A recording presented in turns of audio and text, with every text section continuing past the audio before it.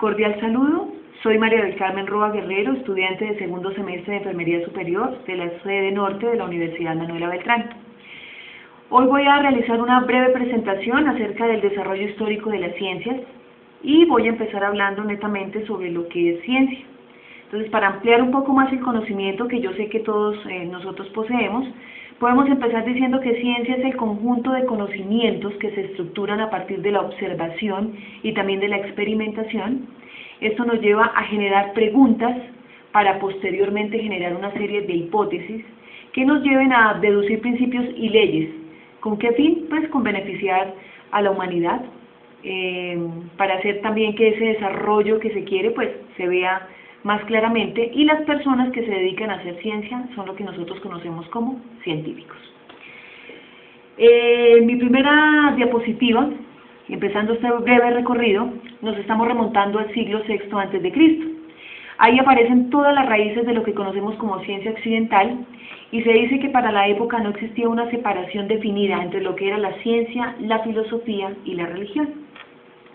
Bueno, empecemos ahora con los principales exponentes en materia de ciencia o protagonistas de la ciencia, y empezamos en esta presentación con Anaximandro. Anaximandro fue un filósofo, se dice que considerado el primer científico. De él, la verdad, no se conocen muchos datos acerca de su biografía, pero podemos decir que tuvo unos aportes significativos para la ciencia. De él conocemos un trabajo escrito, un libro acerca de la naturaleza, pero más que todo los aportes que le hizo fueron en materia de, podemos decir, de estudios demostrativos, estudios de medición de solsticios y equinoccios relacionados pues con el invierno y aquellas estaciones también del tiempo. Él afirmaba que la Tierra era cilíndrica y que ocupaba un gran espacio en el universo. Entonces, en nuestra primera diapositiva podemos ver que se afirmaba que el universo era sostenido por un alimento cósmico. Él a ese alimento lo denominó neuma. Bueno, continuemos ahora con otro protagonista, otra persona o personaje muy importante para la época. Estamos hablando de Parménides de Elea. De él conocemos que fue un filósofo griego. Dice que su doctrina fue objeto de muchísimos debates. De hecho, se conocen muy pocos fragmentos de sus trabajos debido como a esa revolución que causó todo lo que él afirmaba para la época. Tenemos también un poema dedicado a la naturaleza netamente. En esta época más que todo era el tema como que en el que ellos se ocupaban. Él afirmaba que las experiencias o vivencias de todos los seres humanos se daban como ilusiones creadas por los sentidos. Entonces ahí podemos decir que él determinaba al ser como una sustancia primordial.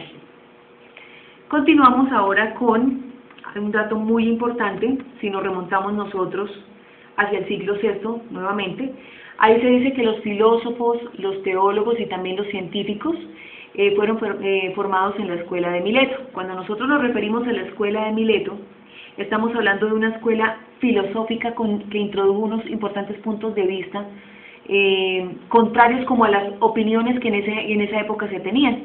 Entonces se dice ahí que esa escuela estaba formada por Anaximandro, Anaxímenes, personajes pues muy importantes para esa época. Continuando, encontramos ahora a Heráclito. Heráclito, hacia el siglo VI a.C., obviamente, es otro personaje del que muy poco se conoce acerca de su biografía. Podemos decir que también escribió un poema dedicado a la naturaleza, como lo mencioné anteriormente. Ese era como el tema como la mayor preocupación para ellos, según yo lo entiendo.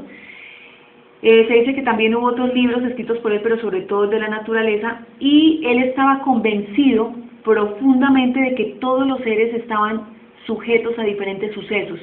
De ahí que podía también afirmar que todo poseía un origen divino, pero especialmente pues los seres humanos. Otros dos personajes que trabajaron como conjuntamente fueron Leucipo y Demócrito. Los tengo acá pues en mi presentación muy claramente. De Leucipo también se conoce muy poco de su vida, incluso se llega a afirmar que él fue como una invención propiamente de Demócrito, como si Demócrito hubiese inventado la existencia de Leucipo para darse como mayor importancia, mayor relevancia. Muchos debates acerca de la existencia de este personaje, pero se dice también que ellos, tanto Leucipo como Demócrito, fueron considerados o se les atribuye como la fundación de la ley del átomo. Se dice que ellos determinaron que el movimiento del átomo se daba como resultado de fuerzas espirituales externas. La verdad, en la actualidad, hay algunos estudios que afirman realmente que la existencia real fue únicamente de Demócrito y que esos estudios se hicieron únicamente por él.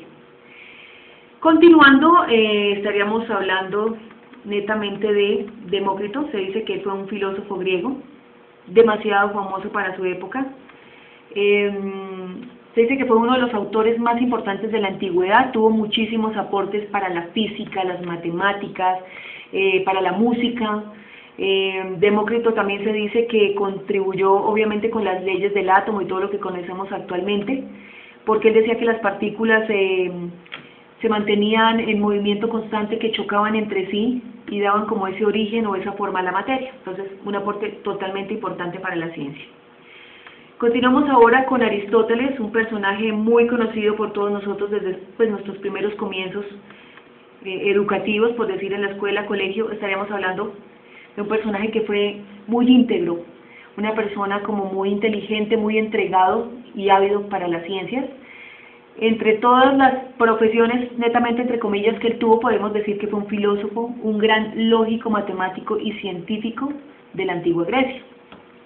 Él escribió muchísimos tratados relacionados con diferentes áreas, como la lógica, la metafísica, la física, la filosofía entre sí.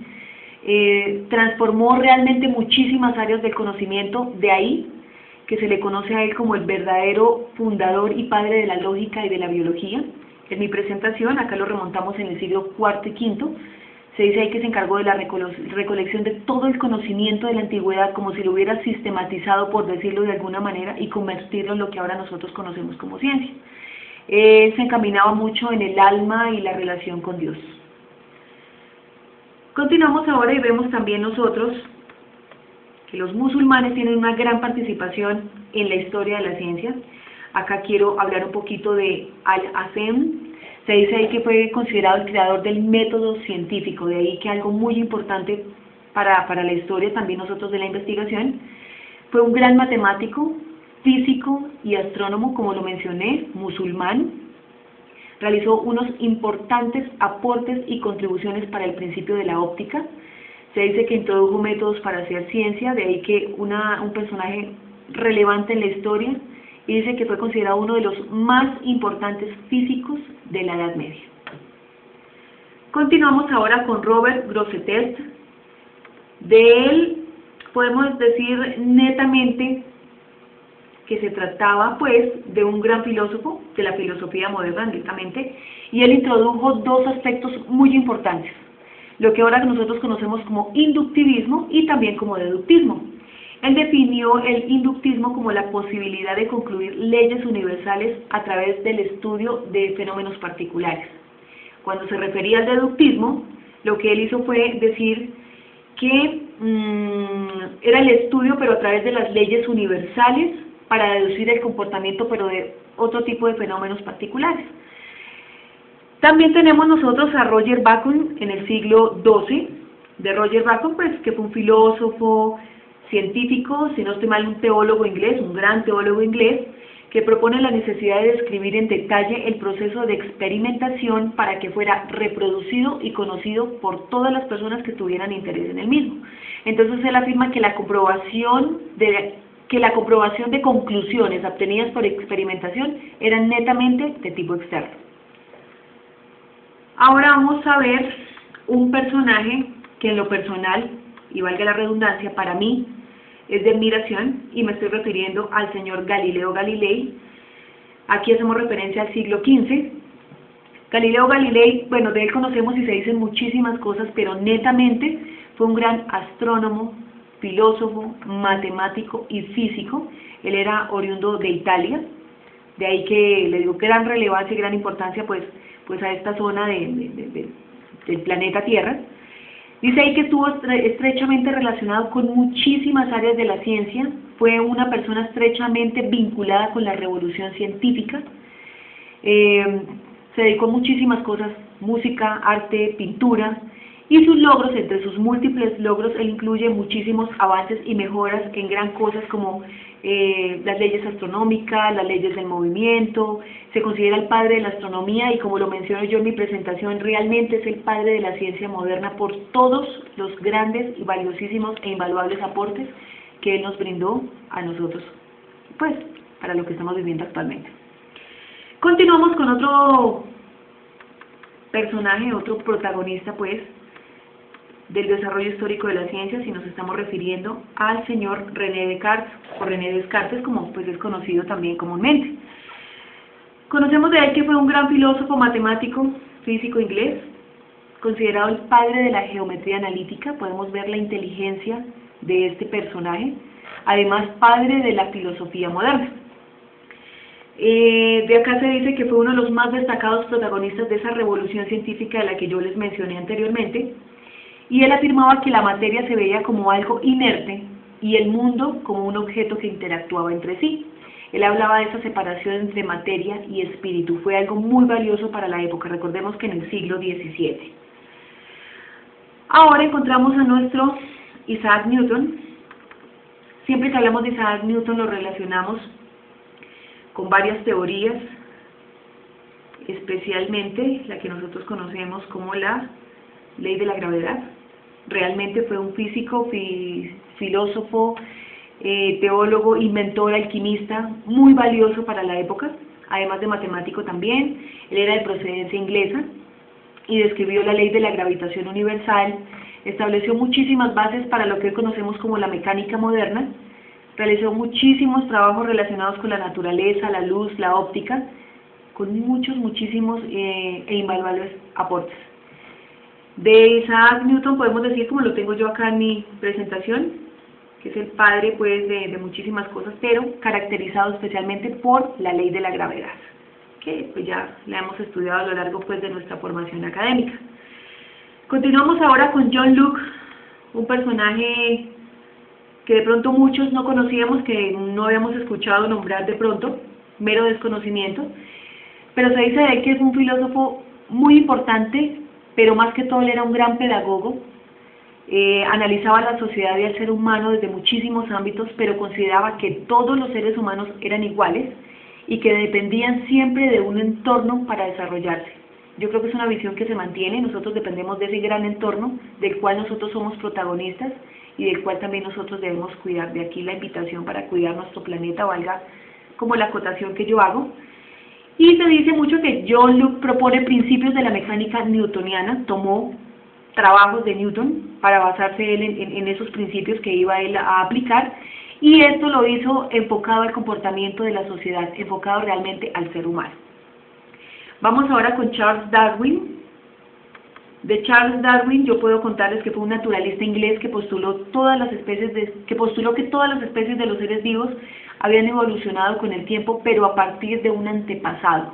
Él hablaba de la teoría de la evolución biológica. Al comienzo dio como mucho revuelco, pues, como entre todos estos pensadores, porque no se tomó su teoría en ese momento como algo serio, como algo válido. Pero después de determinado tiempo se puede decir que realmente él sentó las bases para lo que conocemos hoy como los principios de la biología. Continuando con mi presentación, es bueno ahora hacer una acotación a otro personaje muy importante, un físico y químico muy importante para la época, como es el señor Michael Faraday. Él fue conocido principalmente por su descubrimiento de la inducción electromagnética. De ahí que se ha permitido lo que es ahora la construcción de generadores, de todo lo que son motores eléctricos. Fue un verdadero fundador del electromagnetismo, y se dice que él afirmaba que los efectos de las fuerzas eléctricas y magnéticas tenían una relación especial entre sí. ¿Qué puedo deducir de todos estos personajes que nosotros hemos visto hasta el momento, en este breve recorrido, porque realmente es muchísimo lo que tenemos que decir de ellos? Podemos decir que hemos sido afortunados de contar a lo largo de la historia con personajes como estos, como un Galileo Galilei y un Isaac Newton le aportaron tanto a lo que nosotros podemos disfrutar ahora como ciencia. Entonces puedo decir con gran orgullo, y una frase que salió en mi cabeza, que la grandeza de la ciencia marcha al unísono con la magnicidad del hombre. Somos magníficos, somos únicos y podemos hacer ciencia verdaderamente.